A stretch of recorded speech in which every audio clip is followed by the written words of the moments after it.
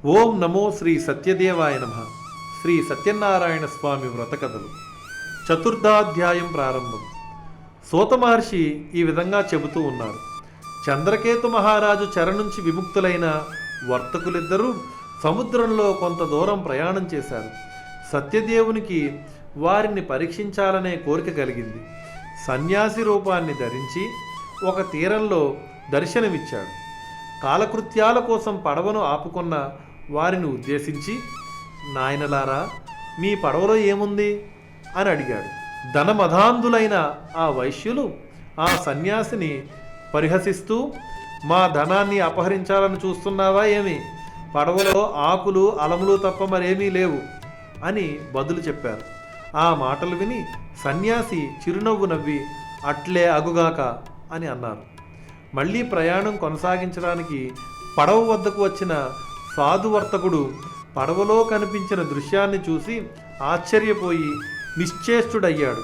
సంపదల స్థానంలో ఆకులు అలములను చూసి దుఃఖముతో మూర్ఛిల్లాడు. తెలివి వచ్చిన తరువాత ధనధాన్య సంపదలన్నీ మాయమయ్యాయని విలపించసాగాడు.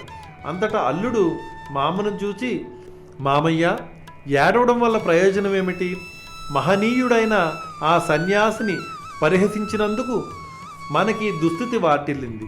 సన్యాసి కోపం వల్లనే సర్వస్వం కోల్పోయాం. కనుక ఆయననే వేడుకుందాం, ఆయననే శరణు కోరుదాం. మనల్ని తప్పక కరుణిస్తారు, మన కోరికలు నెరవేర్చగలరు అన్నాడు. అల్లుని మాటలను ఆలకించిన సాధువు పరుగు పరుగున ఆ సన్యాసి వద్దకు వెళ్ళి వినయంగా నమస్కరించి, స్వామి, జ్ఞానశూన్యుడనై మిమ్మల్ని పరిహసించాను. నా తప్పును మన్నించండి, క్షమించి నాపై దయ చూపండి అని పరిపరి విధాలుగా ప్రార్థించాడు. భోరున విలపించాడు. అంతటా సన్యాసి, పోయి నా వ్రతం చేస్తానని చెప్పి మరిచిపోవడం భావ్యమా? దుష్టబుద్ధితో ఉన్న నీకు కనువిప్పు కలిగించాలనే నేను శాపం ఇచ్చాను. నా శాపం వల్లనే నీకు ఈ దుస్థితి సంభవించింది. ఇప్పటికైనా తెలుసుకున్నావా అని అన్నారు. అంతటా సాధువు, స్వామి పుండరీకాక్ష, లోకమంతా నీ మాయ వల్లనే మోహంలో పడి కొట్టుమిట్టులాడుతుంది. బ్రహ్మాది దేవతలే నీ మాయను జయింపలేకపోతూ ఉన్నారు, నిన్ను తెలుసుకోలేకుండా ఉన్నారు. మానవ మాతృడనైన నేనెంతటి వాడను తండ్రి? నీ మాయలో చిక్కుకున్న సూక్ష్మజీవిని నేను. నీ అనుగ్రహానికి దూరమై తపిస్తూ ఉన్న అభాగ్యుడను. నిన్ను తెలుసుకోవడం నా తరమా స్వామి? నా అపరాధాన్ని మన్నించండి.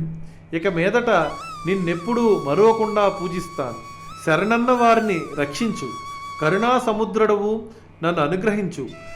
నా సంపదను నాకిప్పించమని పరిపరి విధాలుగా ప్రార్థించాడు. సాధువర్తకుని ప్రార్థనను మన్నించిన స్వామి అతని కోరికను తీర్చి అంతర్ధానమయ్యాడు. ఆ తరువాత సాధువు తన పడవను పరిశీలించి చూడగా అదంతా ధనరాశులతో నిండి ఉంది. ఆ సత్యదేవుని దయ వల్లనే తన కోరిక తీరిందనుకుని పరివారంతో సహా స్వామిని పూజించి స్వగృహానికి ప్రయాణం సాగించాడు.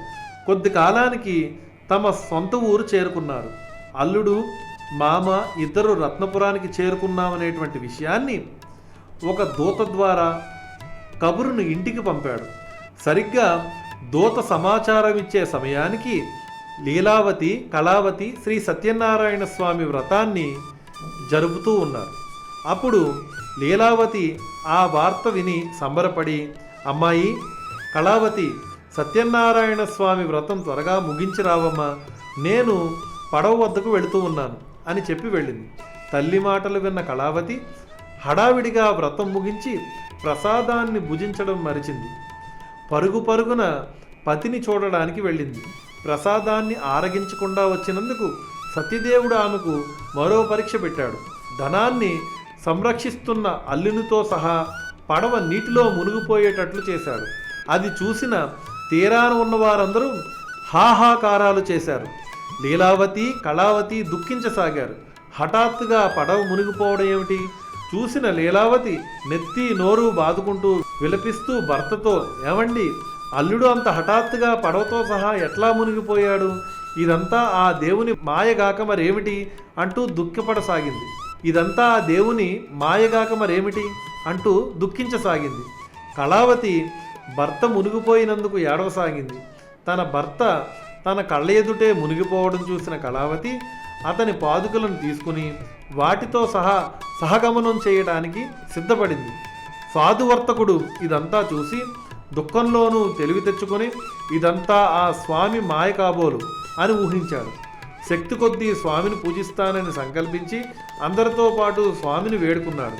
ఆ సమయంలో ఆకాశవాణి పలికింది, ఓయి సాధు, నీ కుమార్తె భర్తను చూడాలనే తొందరలో నా వ్రతాన్ని ముగించి ప్రసాదాన్ని ఆరగించడం మరిచింది.